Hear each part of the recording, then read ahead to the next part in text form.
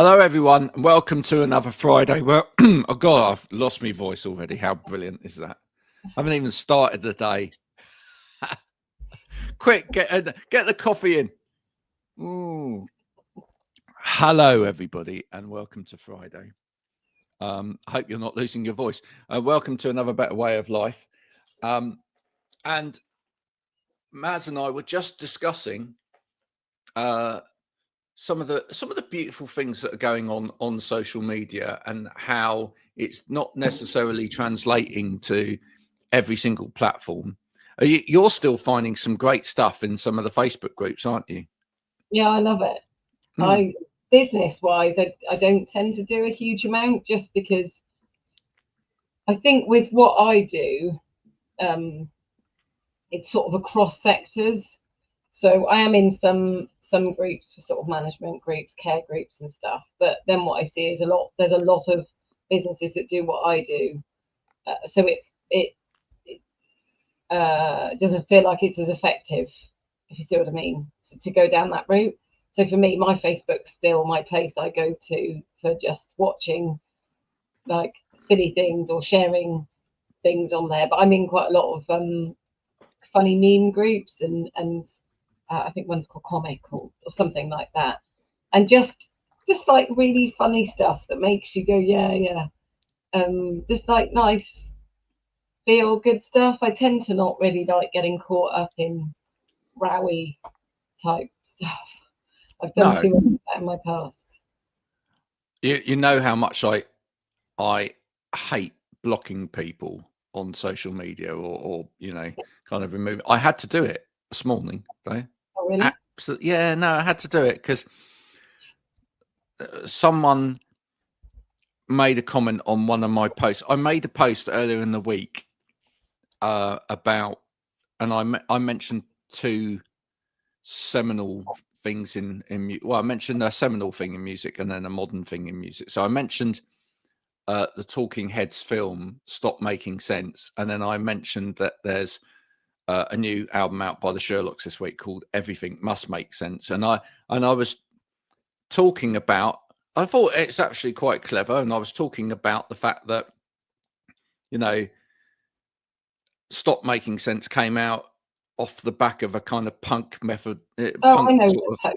Yes, punk ethos, and the fact, and a time when actually it was we just tried to kind of disseminate meaning and like look for more creative ways of seeing the world and whatever. And nowadays, because everything's online and we've got information overload and whatever, we're trying to make sense of everything. I just felt it was actually quite an intellectual way of using those different things, and it wasn't degrading at all. That was your mistake. Yeah, well, and it wasn't degrading at all to the artists that produce those great pieces of work or whatever. And then someone came on and said that this Talking Heads piece of work is seminal and stop using it for clickable content and whatever. And I was like, for a start, this really isn't. I mean, if you look at some of my other stuff, that is clickable content. This wasn't clickable content. This was like a genuine. What do I mean by that? Well, like just trying to use it for clickbait by mentioning that song title. I mean, that film title. Yeah, but isn't that the whole idea of every bit of content? Well, it kind of, but also I didn't think that was a particularly great example of clickable content, if you know what I mean. You were just using it as something. I was actually using it quite intellectually, I thought, which was, was. Isn't that? I mean, I saw. I did see someone this week, and I can't remember. Is it Laura Amy? I think it is, saying that she'd stayed in a Premier Inn. Yeah. And asked about the air conditioning, that it was so hot in there. So she tagged them on there, and they responded on her post. So it does happen. Oh, I mean, you were talking earlier about, now this is a good point. I'll get back to this in a minute, right? Just remind me in a minute to talk about X and right how I do use X, because this is a very relevant point. Anyway, I'll just finish the story, which is that I then went and checked out their profile, right? Because I saw they'd been snooping around my profile as well. When I checked out their profile, I found that actually they're either quite, or they're very anti everything. And I just thought, I thought actually in this instance, I am just going to remove that and block you, because, and I really don't normally do that. I actually started by actually writing a reply, like a polite reply to that. But I thought, actually, when you've got somebody that on everything they do comes with hate, it's just there's no point. There's people that I've done that with, just because they don't add any value to anything that's there. No. And they kind of just put and that's not sanitizing it. It's just like, really, you're just, I see it on some of the posts I put on, and some people just sort of have to sort of be antagonistic. And not even to say antagonistic, actually. Maybe they might think they're being antagonistic, but it just makes me roll my eyes and go, really? It's like, if you don't like any of this, just like go. Yeah, I absolutely want to have a discussion with people and be argued against. But they won't, though. Those sort of people won't. It's like, there's a few people that I know. There's somebody actually in my own life who only ever on Facebook. Actually, would be the same on LinkedIn. Whenever I'll put numerous things on there. It might be something funny that's happened. It might be something that I've shared something about my kids. I usually sort of share quite funny things about them. Mm-hmm. But I could guarantee that it was anything where my memory stick, but it was an awful thing that happened to me. My memory stick, I got home and I realised, because I'd had my memory stick in a lanyard, I'd carried something, and memory stick outer was there, but the innard wasn't there, and it had got disconnected. I went back to where I'd been, found it, and then, so the question I asked was, oh, the inside looks bent, it doesn't work, is there anything I can do? And this particular person rocked up with their advice, and I can guarantee that I could write a post, and I've done it before, where this person is able to lord it over me or mock me, and I had to remove that person from they weren't really a friend, it was more of a, like, through work colleague person. And I think there are people like that on these platforms that just have nothing better to do than, they're kind of mocking, really. Yeah. So they haven't actually got anything to say. So all you're doing is just taking the trash out, I suppose, and just like shutting the door on it. Right? Yeah. So to some extent, I do agree when people say you've got to protect your mental health online. I do agree with that. I just feel like there's an over use of that. And for me it's about balance. It's between avoiding utter confrontational stuff where, there's going to be no real discussion, but at the same time saying I don't want to enter into any discussion with anybody that's going to disagree with me. Yeah. Well, that's kind of nonsense. Now, getting back to X, right? I don't know. Hands up out there. Who is on X? Yes, I am on X. Right. Did think about leaving with the whole Elon Musk Trump thing, must admit. Stuck it out because there's still some people on there that I'm only connected to on there. And in general, I've got a very good breed of people on there. They're all mainly music people. Some Sen people are on there. Weird. It's weird, the groups that are on there. There's a load of educationalists on there, a load of people that I know from when I was in the sort of education sector, like university people and whatever that are on there. There's a whole load of Sen people on there, special educational needs.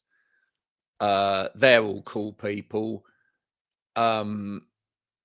musicians, and then I tend to kind of avoid anybody else that would be a nightmare. However, I'm gonna give it to you all now, right? There is one really big use to being on X compared with any other platform. It's when something goes wrong.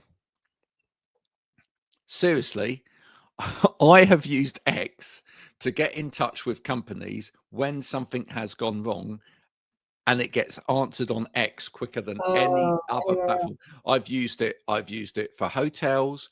I've used it for pieces of software.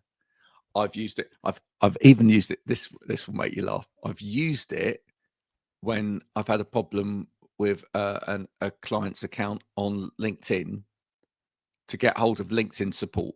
You can get hold of LinkedIn support better on X than you can on LinkedIn. I don't really understand it. I used to be on it, but to me, there just seems to be a lot of like noise and lines everywhere because that's how it Yeah. works. And I didn't really. But isn't that mad that you can get hold of LinkedIn support quicker on X than you can on LinkedIn? I've never had LinkedIn ever when I've tagged them on anything. I've never had them. It's just mad. So yeah, if you're having trouble with a piece of software or whatever, find the account for that piece of software on X if you're on there. If not, just make up an account for 5 minutes. Get on there, say, I've got a problem with da, da, da. You will get an answer normally within an hour. It's brilliant, right? I don't know why. It's just that it must still be the case that they've got companies. These companies have got someone sat there on X, right, on the X response thing, which they haven't got on any of these other things. If you email them, doesn't matter. If you go on their little chat bot thing on their website, nothing. Go on X. And well, I'll tell you, the best way to start it as well, quite often, is publicly leave a message first. Yeah, that's the right, and go, my hotel bed is broken. Right, I'm in your hotel now. What are you going to do about it? And they go, oh, we'll DM you, sir. Yeah, I bet you will. they go, oh dear, will DM. Yeah, I bet you will, because you don't want you want. Could you possibly take that down, sir? Could you? Yeah. We don't want that comment up there anymore. Well, what are you going to do about sort it out. We'll sort it out. Free breakfast, sir. Yeah, okay, I'll take my comment down. That sounds like what my son's old school did, the head teacher, when he wasn't going on the school trip. So he had a lot of anxiety issues. We found out now he's autistic, but he was like, oh, I don't want to go. Was initial reaction. They tried to work at him going, but they didn't really work at it. 11th hour, can I go? They said no, and I said, well, actually, you do have to look into it. I said, he's got on my plan, and you do have a duty to actually look into it. So we had various meetings, and they try to fob us off. And there's nothing worse. If you're going to do anything to me, try and fob me off, and I will literally dig my heels in more, which I did. Every bit of, like, I bought out every policy. I wrote the most amazing piece for it. And so we had a meeting, and then they were like, no, he's still not going, and blah, blah, blah, blah, blah. And then when I left the meeting, because they tried saying, well, we hadn't paid the deposit. And I said, well, no, we didn't, because you didn't fulfill your end of the bargain. So I wasn't going to pay a deposit for a £300 trip if you weren't doing your end of the bargain. Anyway, then they said, well, you didn't pay. There's always different excuses were coming out. And I'd said, look, I would have gone down with him. He could have gone. There was space on the minibus. There was space in the B&B and the trips. I said, if he can't go on them, he can still take part like any other child if they couldn't for whatever reason. Then they tried to say to me that we haven't paid the deposit. So anyway, left the meeting, and they said that next week he'd have to help clear out the cupboards and stuff at school, which I thought was really nasty, because it was like a bit of a punishment. And anyway, when I left, my friend said to me, she said, but I didn't pay my deposit. She said, because the check bounced, and yet they still kept his place open. And I went, thank you very much. So an email went winging off to them saying that I had a picture of the receipts, and I said, just to let you know, I'm going to take legal advice of this, because you've discriminated against my child, because you've given this child a place, you didn't pay, and my child hasn't, because the reason you've given me is that we didn't pay the deposit. So then that was the Thursday. The next day, nothing. And then 5 o'clock, bearing in mind, so that was on a Friday, 5 o'clock, they were going on the Monday. I got an email saying it's with a heavy heart that she was giving her place up so he could go. She wasn't giving her place up at all. She had to make it look like there wasn't space. So, of course, he was suddenly a hero because they didn't want her to go anyway. But it said all this in the letter, and then it said there will be an understanding that you won't put any of this on social media about what had happened because they'd given him a space. Basically, which she just have. Well, this is years later. She's retired now. Oh, well, that's okay. That's okay then. But yeah, I wasn't. It was an official. They come back and haunt you. You know, they come back and haunt you. You watch. They'll be on to you tomorrow. Well, she didn't like me. The thing was, she didn't like me because I knew what I was talking about. So every time she tried to fob me off with anything education related, I think there was one time when I was in the corridor and I'd had to take a call. We were at a school thing and I'd gone out to take this call, and it was to do with the fact my auntie had died and my other auntie and uncle were abroad, and I was trying to deal with it all. And she shouted at me across the corridor and told me to get out because I was on my phone. So, okay, I went out. And then a week or so later, my mum apologised to the head teacher and said sorry that she was on the phone. And it was because I was dealing with this. And she said, oh, I didn't realise. And I said, no, because you didn't actually give me a chance. And the thing is, then I wrote a note to them and I said, the thing is, you had a go at me, but what is the policy? I said, because is it not using your phone or not using your camera or not, or what is it? I said, because people seem to use their phones to take pictures in assembly, which could be a safeguarding issue. Yeah. I was just on my phone. So could you please let me know, is it a safeguarding thing or what is it? She couldn't answer me. Surprise, surprise. Don't try and fob somebody off with ADHD because they literally I'm now seeing this with my youngest. I appeared to have brought myself up in my son. It's interesting, isn't it? I tagged you in a post, I think it was yesterday. Yes, and hopefully she's coming on. I've spoken to her. Yeah, about someone else that's like needing to take their child out of school.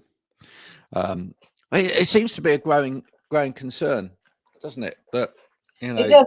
There's quite a lot of talk out there, and the only thing that gets me is that it then, even, and you've probably seen it, even amongst being a parent, there'll be the parents that will say, "Well, then take your child out," and I'm going, "Well, it's not really that simple."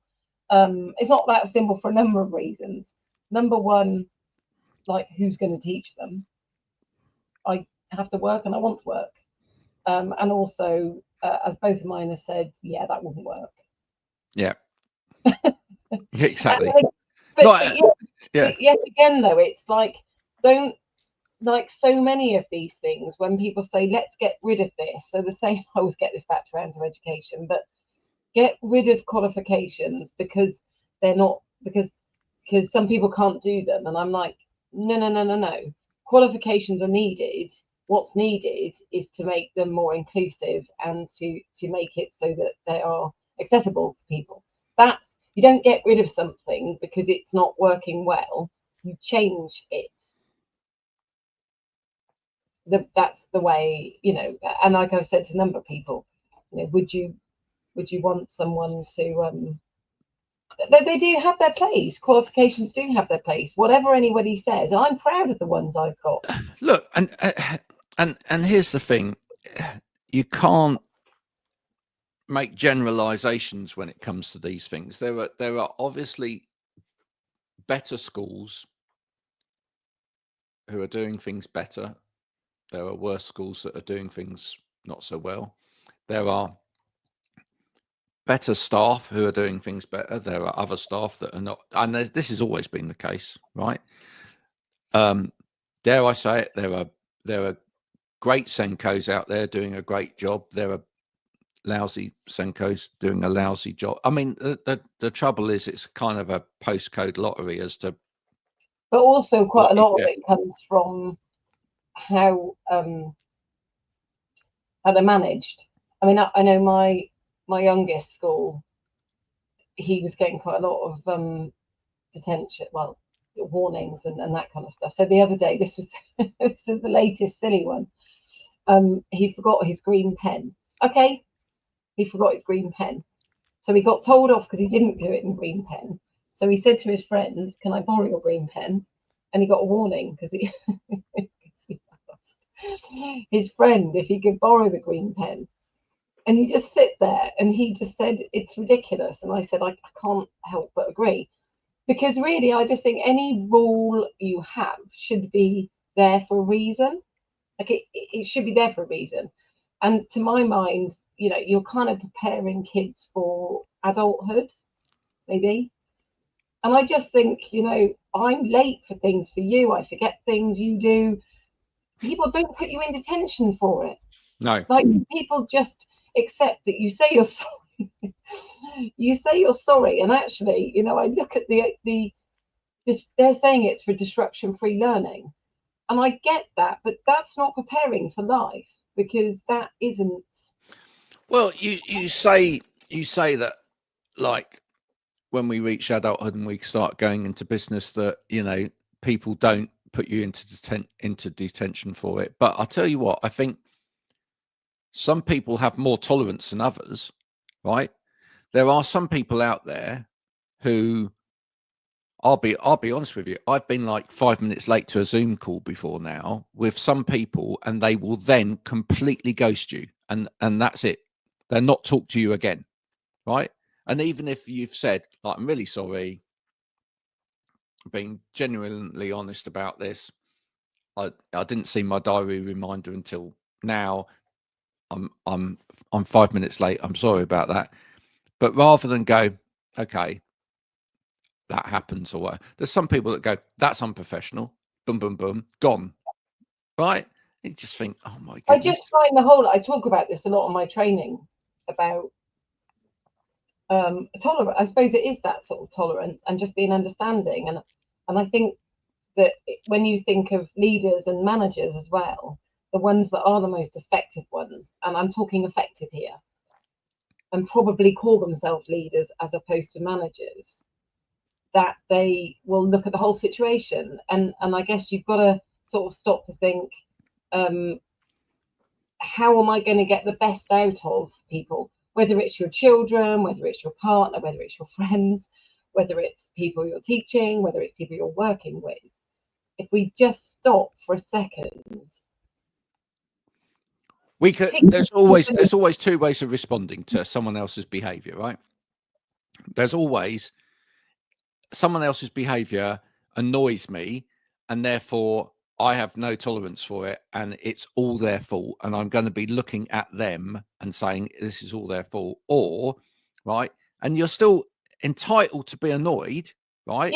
Yeah. Internally, you're entitled to be annoyed, but the other way of looking at it is, okay, I now accept that some people, without any real fault of their own, may be late for meetings, may forget things or whatever, because it's just the way that their brain works. What can I do to make that easier for them? Yeah. Right? Yeah, can I remind them 5 minutes before that we've got a meeting in 5 minutes, as opposed to turning up and then sending them a nasty email saying, and then putting it on LinkedIn. and then putting it on LinkedIn. They didn't turn up for that meeting, and I'm professional, and they're not professional. I mean, come on. I just find the whole of all of this. You're not being professional by doing when that. I look at what the me, and I do talk about this pre and post diagnosis, because it does.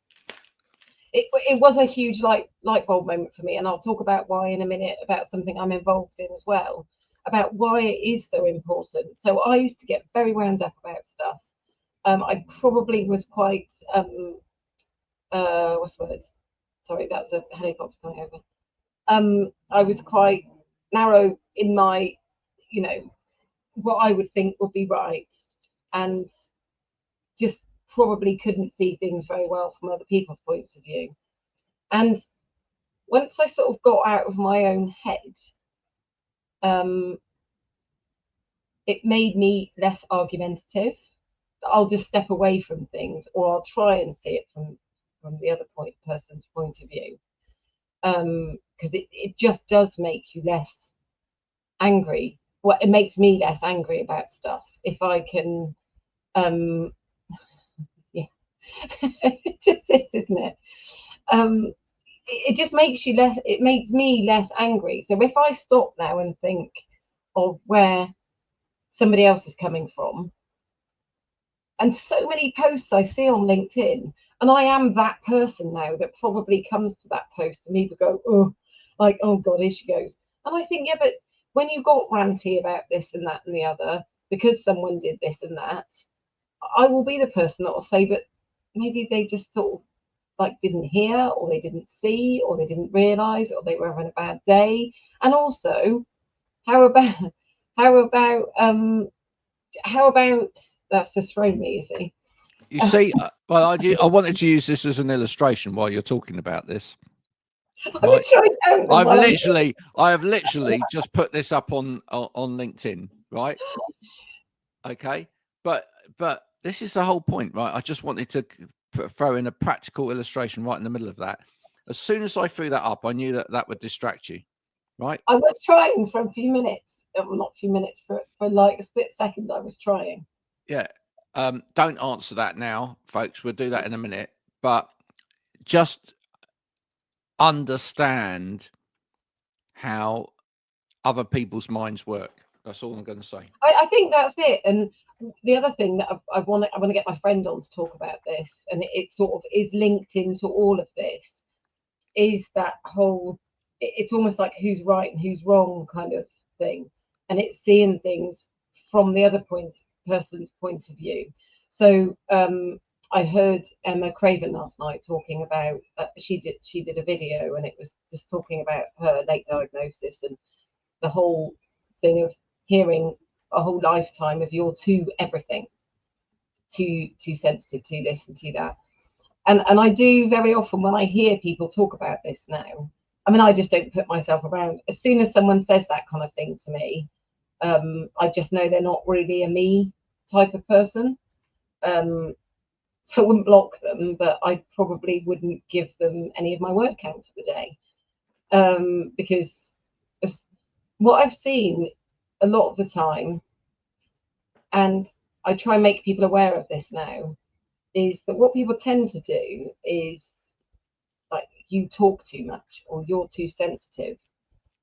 Well, for a start, unless you give me a word count, who is anybody to say? If it is that I've talked too much for them, then it kind of tells me quite a lot, if you see what I mean.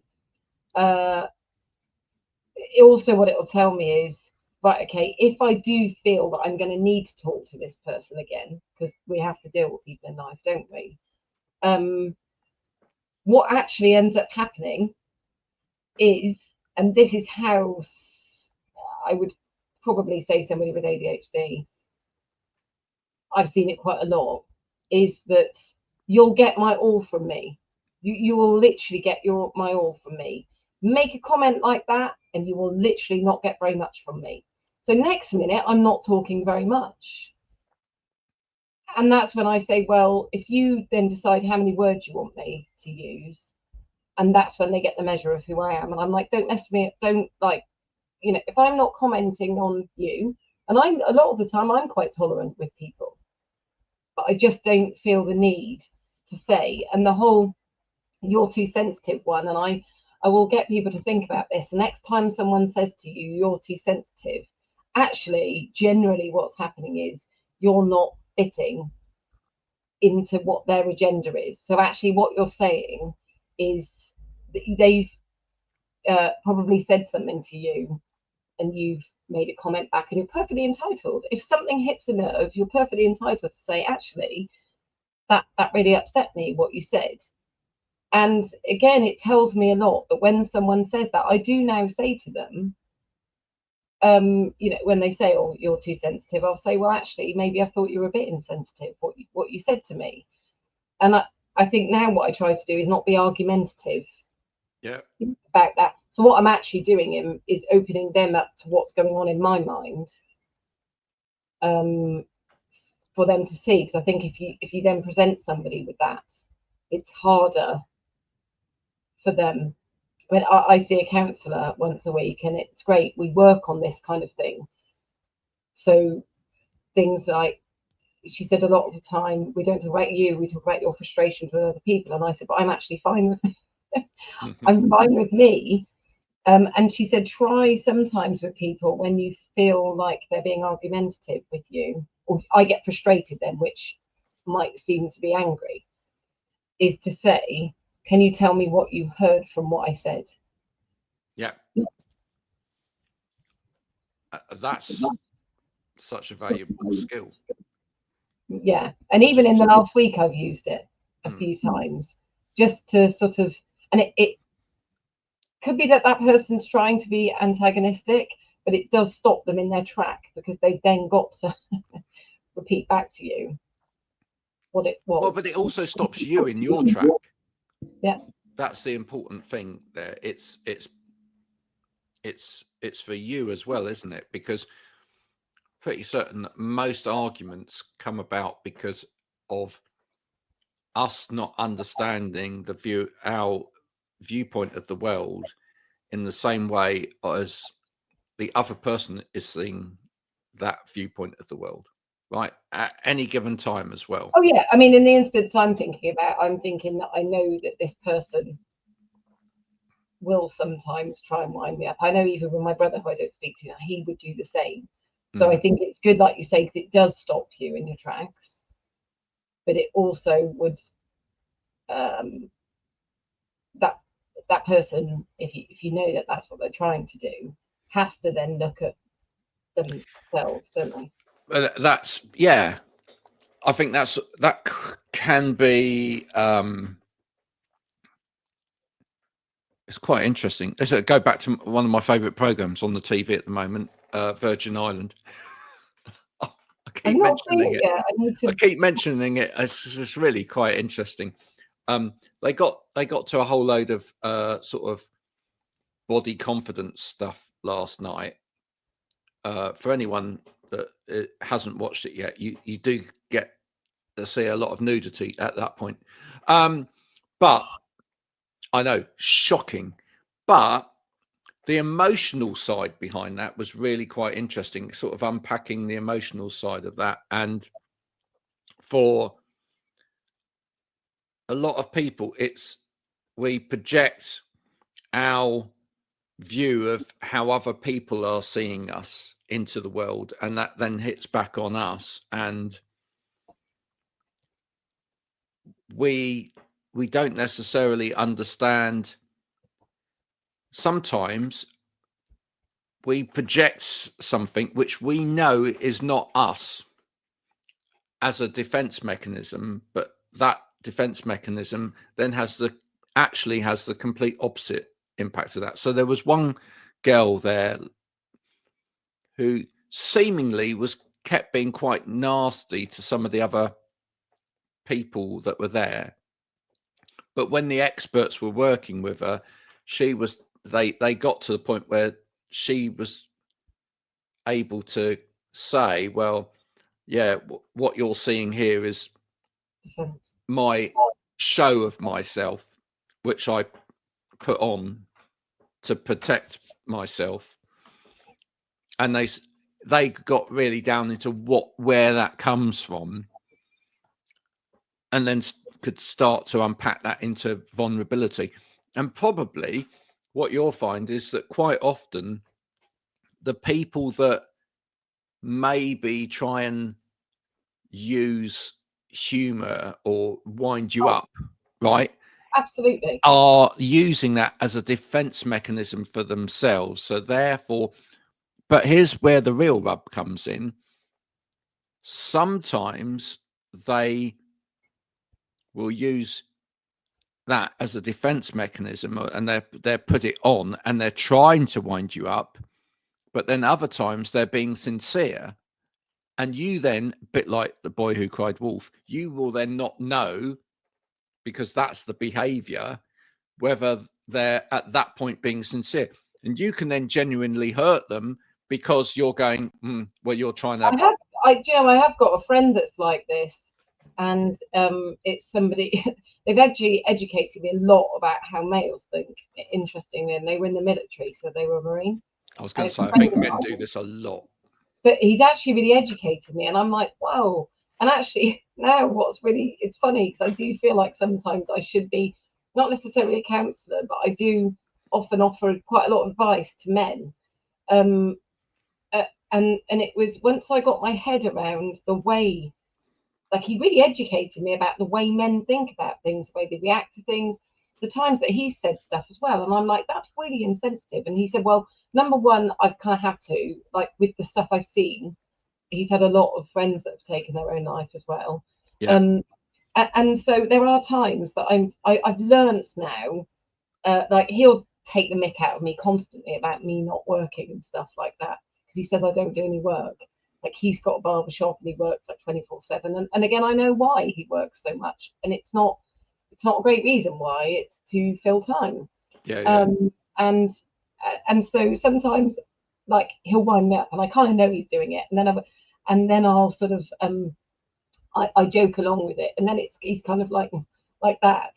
And then there was something he said the other week, and he said, "You do know that I'm only joking with that, don't you?" And I went, "Yeah, I know." So, but that it's been a really good education, and where I feel like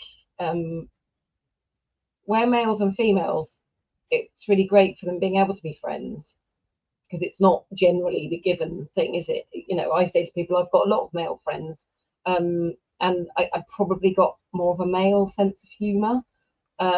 Women en masse, I find like a little bit scary. But I do think it's really helpful to have a friend of the opposite sex, because you are able to give advice to, so let's just say I'm speaking to a male and they've got a problem with their partner or whatever, and I'm able to give my two penneth, knowing them, but also from a female point of view, because I think there are, no matter what any of us say, there are fundamental differences between men and women. There are. I know that people are going to argue with me, and I'll probably get backlash for that. But I think fundamentally, even I live in a house with 3 males. I won't count the dog in here. And they do look at things differently. Men don't understand, generally speaking, about having cushions neatly on a bed or on a sofa. For men, it's like, why have we got loads of cushions everywhere? They just come off the bed or off the sofa. And it often, in relationships, it's quite a source of... Do you think that if only men existed, that cushions wouldn't exist? Yeah. I reckon so. I think there would still be some men that would want them, but they'd probably be very expensive. Well,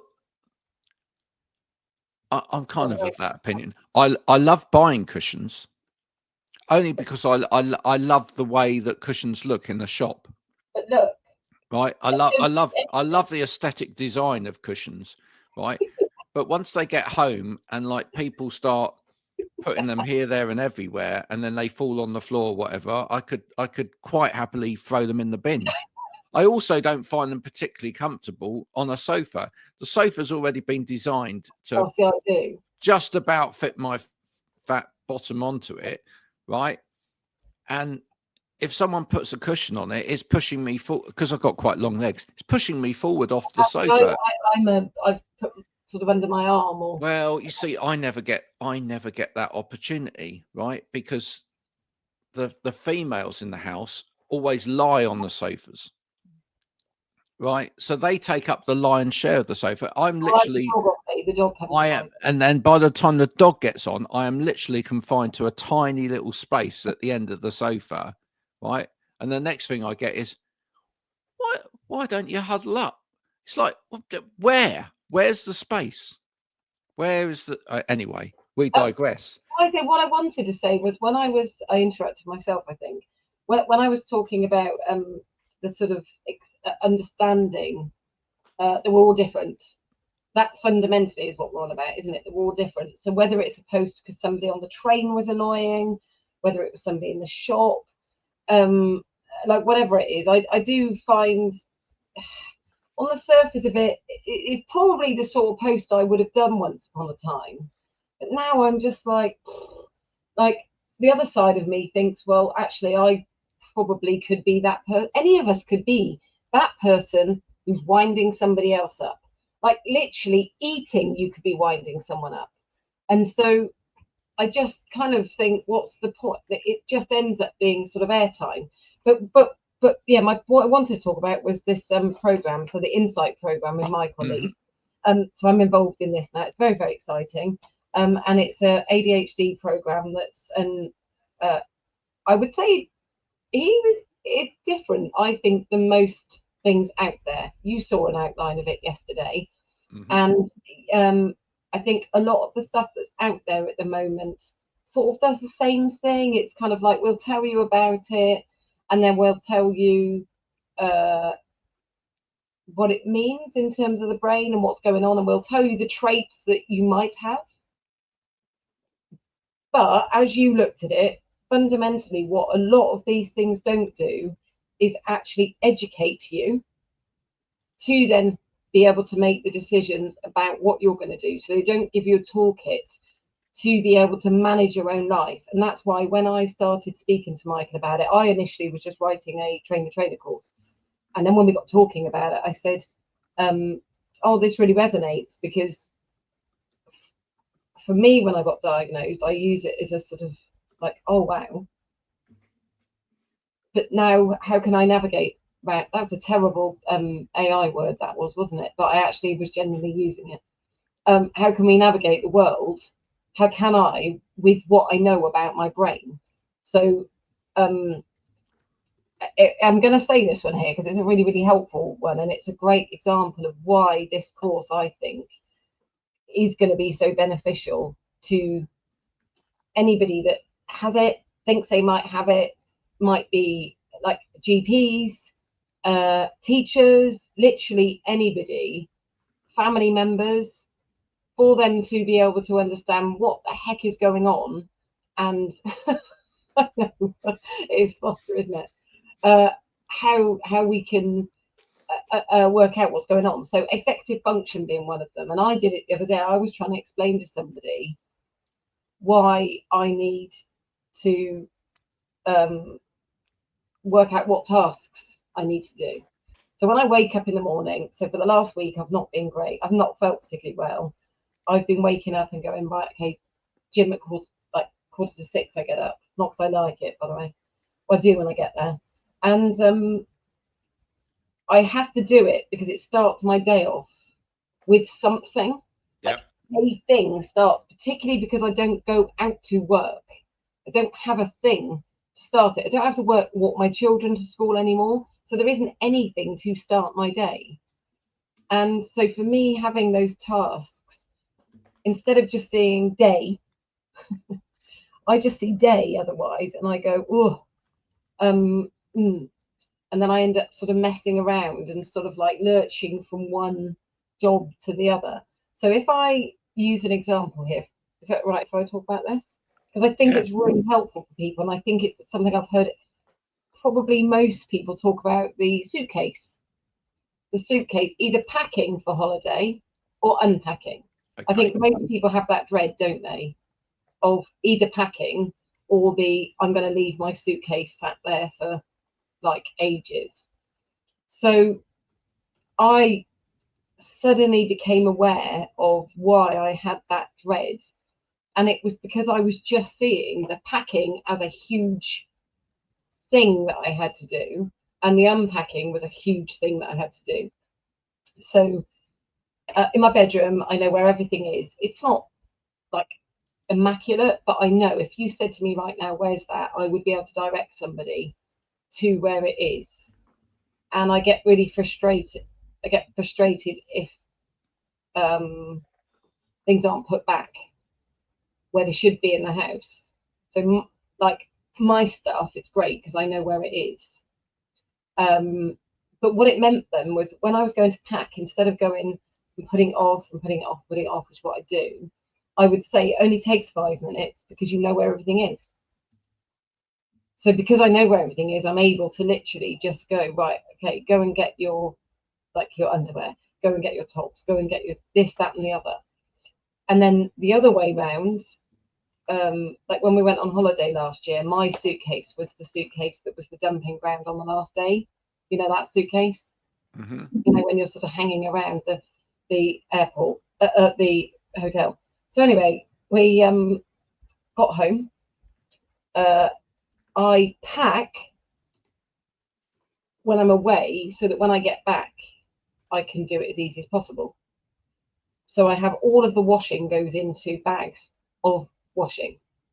So everybody's washing goes into bags. So literally, as soon as literally I walk in that door, even before I got into bed, I go and put a wash on. And it's easy because I can just take those bags out. So then next day I got up, everybody had unpacked their cases, and I kept looking at my suitcase. And all day I kept coming back to it, and I was looking at it going, can't do this, can't do this.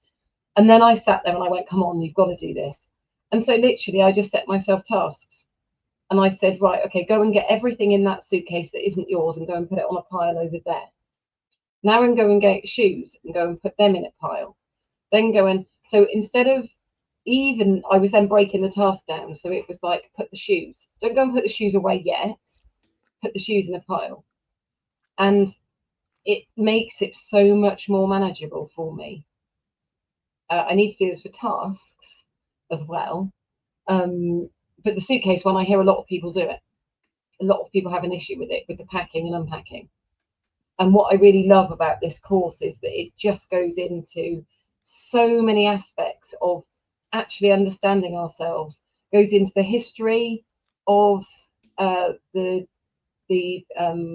ADHD. It goes into globally what it means, because globally diagnoses are different, the criteria is different, the threshold is different in different countries. Societal influences, I've got it right here actually. And so as opposed to a lot of other courses, it actually helps us deal with it. So it might be whether you're deciding whether to take medication or whether not to, but also trying to educate those around you, because not everybody understands. Not people in my house do not understand why I need structure. I sound like I'm a crazed woman at times when I literally just lose it, because I'm like when you don't get up or when you don't do this, it throws me. And then my day is written off completely. So whilst you've all gone off and done what you've done, I can't get on with my day. At this point, for all of those that are listening who are visual learners, who want to take in that message that Marion just imparted to you, we have this. There we go. Isn't that great? That's I like her dress. Oh yeah, me too. I love her crazed eyes, which is what AI always throws up. But there we go. I do really love though that since I've worked out my brain, I just don't get. Life feels better, and it doesn't feel quite so overwhelming. And what I really love is that I kind of go round. Maybe this is the teacher in me. Maybe this is where I think a lot of coaches don't do this as well. Like people shouldn't have to have much coaching. I go and see my counsellor, and I literally tend to. Someone is at the front. Ah! There's somebody at the door. There's somebody at the door. There's somebody in the house as well. You can get it. But yeah, what I really love is that when I go to my counselling, I do the work myself, so that when I go and see her, we celebrate things I've done, or we might explore certain things. And I just feel a lot of the time that I'm not saying every coach, but quite a lot of coaching, it's right, okay, you've got this, and we're going to do this, instead of actually giving them a toolkit or working out what works for them, because that's exactly it. It's about what works but for each of us.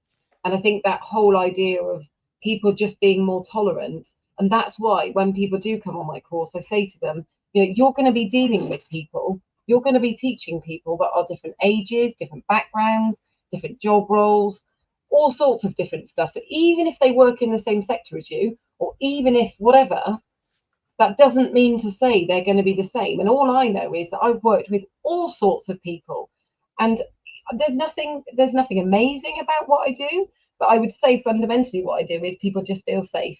They feel safe to be able to be themselves, and it's like this sense of relief, like whatever it is, when I create that atmosphere and that environment. And when I did the AET last week, creating that environment where people feel safe to sometimes say those things they haven't felt like they've been able to, because that's just not what you talk about. And it doesn't have to be anything massive. It doesn't have to be anything massive. Or that whole why people might be late. And I do sort of try to remind people that on the one side, yes, you hate people being late, but try and think about why they might be late. If you try and reframe, someone last week did NLP for their micro teach. It was Sylvia did it, and I love it. I started it once. I am going to do it, and it was just sort of it's about reframing things, and it just has such a positive effect on ourselves, and I think and others. But yeah, why is someone late? If you try not to see it as like they're doing it to annoy me, if you shift it to that must be really difficult for them. Even for me in the gym, when I have to go in my certain place, when someone else takes my place, I now say, yeah, but they may have a need that's greater than yours. And I try to, like, I will work, not try, because that's not what you should say. NLPs, you shouldn't say try. I look, and I think you can either spend this 15 minute or 45 minutes getting wound up, or you can accept that this was the place you've got today, and that person has a need for it. Yeah. Or maybe there's a conversation to be had with that person about. Sometimes I do. Yeah. I did one day. I did try with one couple, and I did say, "Oh, I have to go here because I can't hear properly." And then they said, "So do we." Walked off, and I saw the other day he has got 2 hearing aids, so I had a bit of a word with myself with my annoyance. He was a bit rude to me, to be quite honest, and they can be.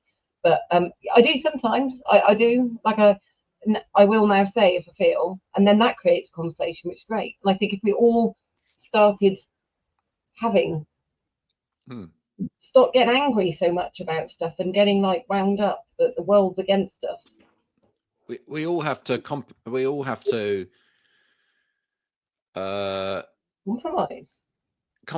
Yeah, that was the word. We all have to compromise. I think it is compromising if we try and, I don't know, open our minds a bit. I know, like I said, I know that you need to be very early for things, and my like struggle to be very early for things is difficult because I know I'll get bored. So I know that it's fine if I'm with you, I'll be really early because, well, I'll just talk to you, which might bore you, but tough. But I will see that my need isn't great. And it's just called like being considerate and listening. Yeah.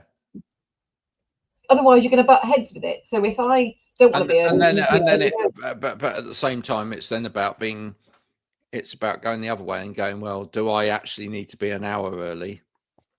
Or, could I be comfortable with being 10 minutes early? Isn't it? Right.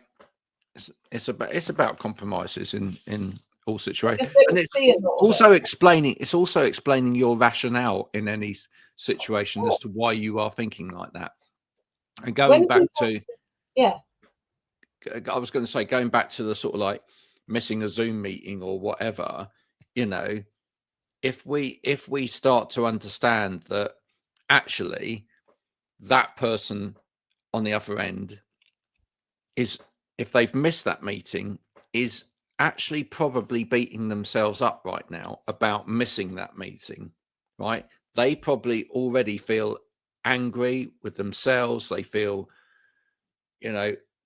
upset with themselves that they haven't remembered, that they're not there, that they wish that their brain was different, and that this, this kind of stuff didn't constantly happen to them, right? Then it's treating them with some respect to that, and seeing what we can do to help them remember that meeting, not punish them. Everyone just came down off their high horse, or I read the other day is that some people's high horse is actually a donkey, which I thought was quite funny. Yeah. If they all just sort of came down, and so the person that's just feels terrible about themselves now wouldn't have to feel so terrible if some people didn't feel the need to have to be perfect all the time. And the people that feel the need to be perfect all the time have probably got a whole heap of stuff going on underneath, really. And that normalizing just being ourselves. Like my neighbour was saying to me that he'd had, I thought this is so sweet. He's like nearly 80 now, but because when Samuel rang me yesterday and said, "Can you come over? I need to speak to you." And I thought, he either needs a lift, or what do you think it was? Why do you think he rang me? And he went, "I need you now." It wasn't for a lift. What do you think it was? He was about to play his drums. There was a spider on the ceiling. No. I don't even like spiders, but it's amazing, isn't it, when you have to deal with things how you do. So anyway, I went over and I went, "Oh, really?" I said, this is just like a daddy long legs without wings. But I know it's a big thing for him. So, I took it. But he was saying that there's one of his old carers, she's a mum, she's on her own, and he went out at midnight and went and got a spider because her son was scared. But he said, "I don't laugh. I've never laughed at her." He said, "Because I know that it's real when it's real." And he said, "I got her to talk through what it was that me and stuff." I just think all start being a little bit kinder. Absolutely. We're going to finish today with this. We're going to bring it back in so that see what Marianne makes of it and what you make of it as well out there. It feels like it's a bit of an eye test thing. You know that thing where you have to cover your eye? Well, and then I start not knowing if I'm seeing things.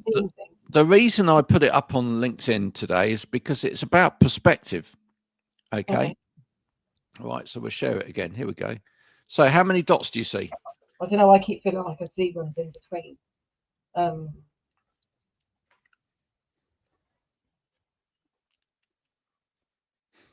12. Then there could be a dot at the beginning of every single letter. Sorry. Well, each letter could be an elongated dot. It's really interesting. Okay. So far on the no, wait a minute. 1, 2. Yeah, go on. Yeah. 3, 4, 5, 6.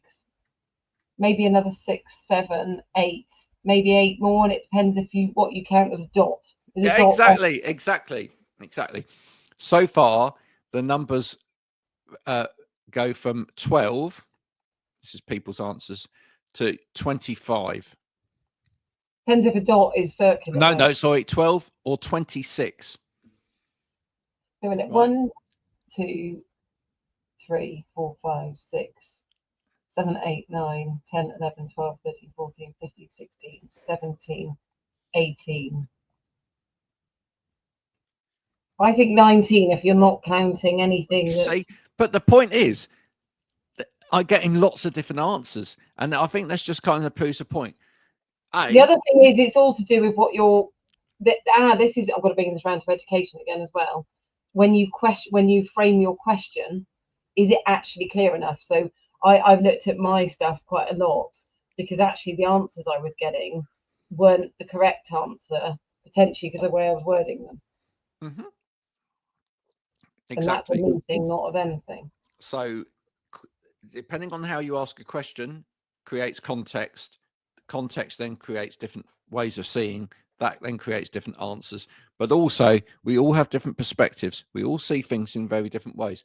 And actually, sometimes, I'm going to say this, the answers come from questioning the question and questioning the answers that we all have collectively together. And that then creates the answers. Very, very often, true answers do not come from just a single question and a single answer. There we go. And that's where we're going to leave it then today, folks. I hope you've enjoyed that. What a great conversation. Do have something to take away from that. We'll be back Same time, same place next week with more of the same. If you've enjoyed that, please do go and share. Bye for now.